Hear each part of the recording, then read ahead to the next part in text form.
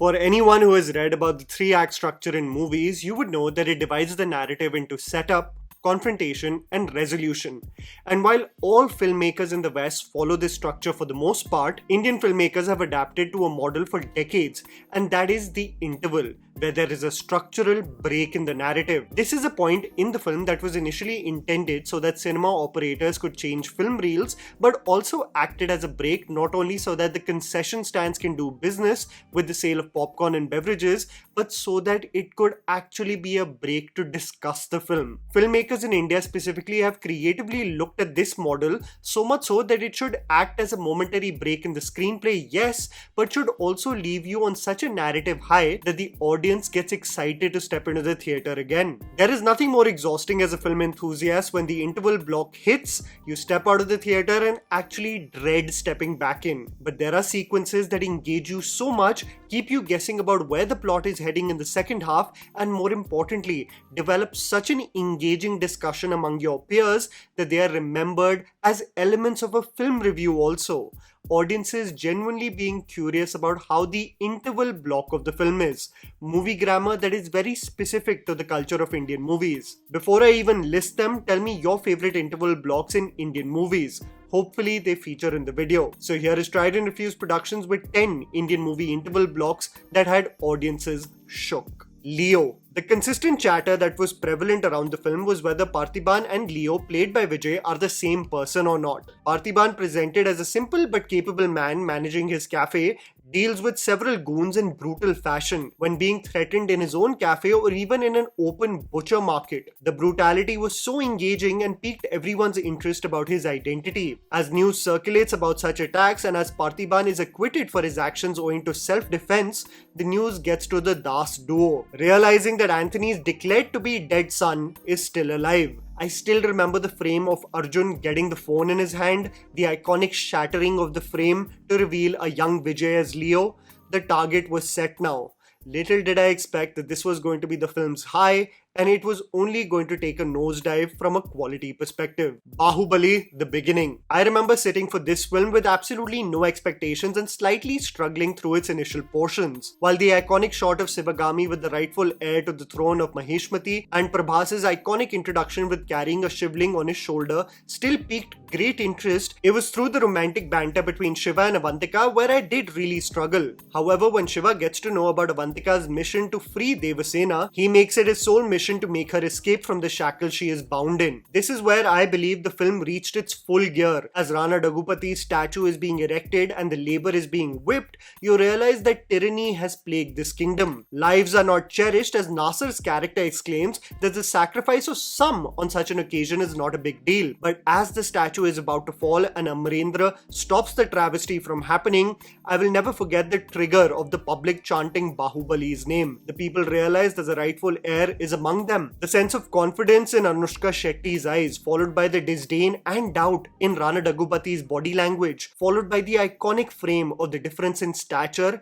and respect for the two figures, all made everyone conclude that this is going to be an iconic journey ahead. Three Idiots. We got Farhan and Raju years after college meeting the irritating and obsessive Chatur, only to remind them of the bet they made 10 years ago. As one gets to know about Rancho's location, the two get excited. They'll finally meet their best friend from college who mysteriously disappeared after graduating. We got several hilarious and heartfelt sequences of Amir Khan as Rancho, only for the duo to reach Shimla and realize that Javed Jafri is Rancho, something that became set in stone when they see their batch photograph and see Javed instead of Amir in the front row with Virus. We as an audience started to scratch our head and wondering, were all these sequences with Amir Khan a figment of our imagination? Did Amir Khan never exist?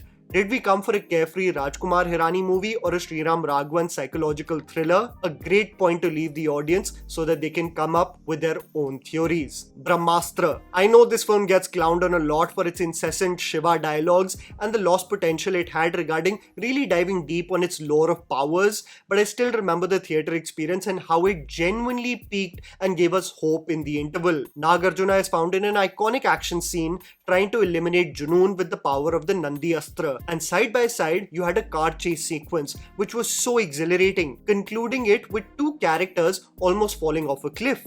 assuming that they have evaded their threat, communicating their love for one another, and the ultimate reveal that Rathore is still alive. And lo and behold, Shiva uses his untapped and unknown energy with fire as the rousing background score with the lyrics Swayam Hi Tu Agni Hai plays. Hindi cinema from a mass perspective barely takes its interval block seriously, but from a staging POV, this sequence acted as a great concoction of effective staging, a rousing score, and leaving the audience wanting more. Again, the writing just did not match the brilliant technical quality of this film. Manadu. This was an absolutely crazy experience in the theatre because of the series of events just getting wilder and wilder. An NRI stuck in a time loop regarding an assassination that may cause a religious riot leads to one of the most entertaining face-offs between Simbu and SJ Surya. Simbu catches on to the conspiracy, confronts the cop as the public runs helter-skelter, and now has command over the loop, continuing if he kills himself, leading to both characters now being in the thick of the time loop theory. How Simbu will do everything in his might to sabotage SJ Surya's plan was the perfect manner to stage the interval and leave the audience for a break, and the screen split right in the middle and we saw SJ Surya bewildered at the development of events. I must say this film and SJ Surya's frustration at waking up every time the mission was halted was absolutely hilarious. RRR. I remember watching this movie during a press screening in Mumbai, and it is one of the few times in my career of reviewing films where the press show also seemed like an audience first day first show screening, with people, journalists in several intervals hooting and cheering. The pre-interval scene still gives me goosebumps, and I say this because imagine reading the sequence on paper. Any pragmatic mind would think that it is absolutely audacious to think that a scene where a man jumps with wild animals from a truck would even be something that audiences will be receptive to, let alone scream and celebrate. But I guess that's what separates simple-minded folk like me and SS Rajamouli, who makes even the most absurd concepts look like such badass action sequences. That jump in itself and the big reveal is something that will be remembered for years to come, especially when you clocked in your own head that the entire film till now, especially Bheem's journey, was building up to that moment. The sheer heartbreak in Junior NTR's eyes as he sees Ram appear in a police uniform only to arrest him was beautifully performed. The specificity of Ram not even looking at Bheem's eyes while trying to arrest him is such a good attention to detail by the creators of the brotherly love that has developed as the story has progressed. Ram reluctantly is beating Bheem, and so is he, leading to another beautiful symbolism of the elements as Ram stands in front of firecrackers and Bheem in front of a burst water fountain, only to conclude the action block with their hands representing the elements.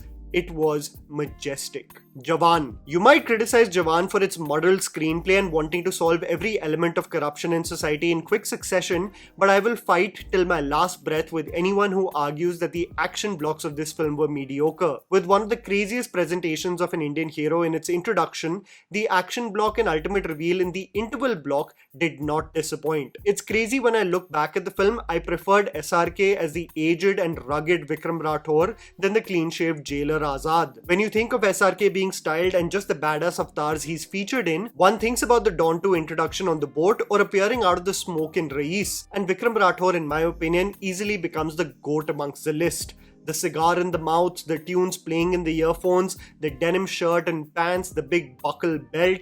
It was all too perfect where SRK's father, Avatar, actually became the crowd favorite in JAWAN. Inventive choreography, money shots after blows, Anirudh's music adding just the right zing to the stylized set piece, and I can't begin to tell you the deafening noise in theatres. This moment will be a core memory for me for the sheer hysteria it caused. Kal Ho Na Ho. This is one of those classic Bollywood movies that for me has one of the highest recall values, especially for the banter shared between the characters and the heartfelt nature with which Aman assimilates to his new neighborhood. The trope of bickering individuals eventually warming up to one another was beautiful, with Preeti as Naina falling head over heels for Aman. It still breaks my heart the way she breaks the news to Rohit, but as a first-time viewer, when you see Preeti go to Aman's house to confess her feelings, no one, and I mean no one, imagined Shah Rukh Khan to drop the crazy plot twist that the photograph on his table of Sonali Bendre is of course his wife, Priya. Priya Meri Bivi, followed by a shocking sound effect and a melancholic piano background score as Preeti controls herself from breaking down and leaves the house. It didn't end there. The sudden realization now that it was all a lie because Aman is dealing with a terminal illness.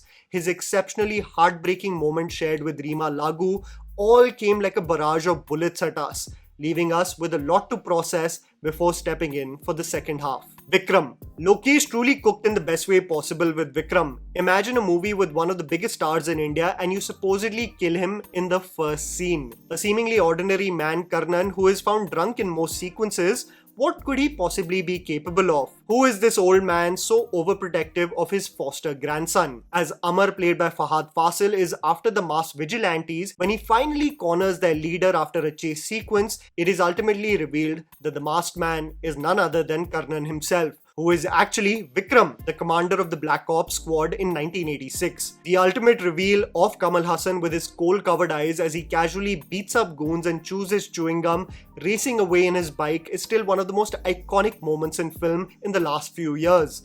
I think we were all expecting it to be Kamal Hassan, but the build-up to the ultimate reveal was so magical that it just made everyone erupt in theaters. Hi Nana. This, in my opinion, is probably one of the most underrated interval blocks that does not get talked about enough. A beautiful marriage between a layered screenplay and crisp editing that will make the real story and hook of the film unravel. A father wanting to know about the whereabouts of his child, a story being told with fictional characters, a breakdown of the child embracing her father, who couldn't imagine her mother leaving such a loyal and sweet man. Who is Mrunal Thakur? Is she truly just a stranger? Why does Pluto rush towards her so randomly? All of these questions rush in the audience's mind, only for their jaws to drop with each reveal. I can't tell you how well crafted this scene was, especially pertaining to Nani's reaction to first seeing her with Mahi. You may have noticed that I have kept a lot at bay regarding this one because I believe amongst the commercial films in the list, many still have not seen this film. Trust me, for it to unravel for you without knowing anything is another experience itself. And that was the video, guys. Write down in the comments below which, according to you, are the best interval blocks that you have seen in Indian cinema. Please don't forget to follow me on Instagram. The handle is right in front of you. Follow me at JammyPants4. Also, please support us by smashing the like button and subscribing to our channel for weekly content ahead. Thank you for watching.